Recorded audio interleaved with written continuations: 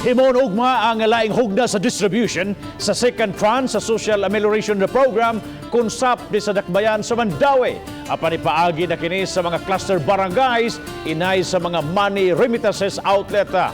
Ang live report ni Nico Cirino. Nico?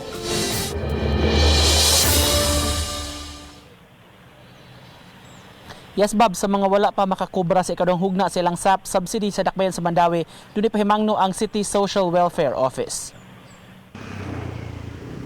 Sa opisina sa Mandaue City Social Welfare and Services, personal nga miadto si Rhea kaganiha. Mangutana siya kabahin sa SAP subsidy. Siya usa ka beneficiary sa unang hugna, pipila ka buwan ang milabay. Apan sa ikaduhang tranche, wa na siya makadawat og text aron i-claim sa money remittance outlet. Mangutana lang ko ba kung pwede mo kuha dari. Okay. Gamit yun din ba kayo? O gamit kayo, may trabaho. Para sa man makadawat ang kwarta. Unan. Pipila ka semana ang nakalabay, gihimo ang distribution sa lain-laing mga money outlets sa dakbayan base sab sa text ug abiso nga nadawat sa mga beneficiaries.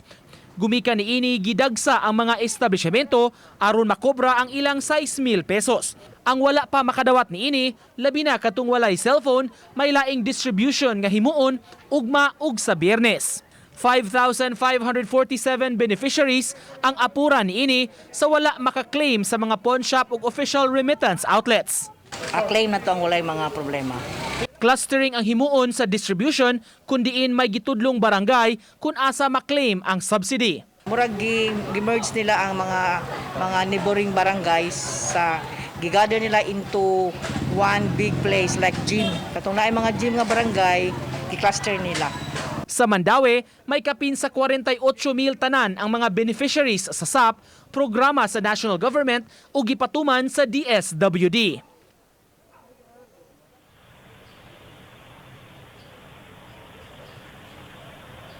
Sa mga dunay pangutana Bob kabahin ng distribution sa SAP ug katong nga dunay reklamo sab kung makadawat ba sila ni ini maong pondo, mamahimo sab nga mo dangup sa ilang mga pangutana sa buhatan sa Mandaue CSWS. Bob? Thank you so much, Nico Cirino, sa imong live report.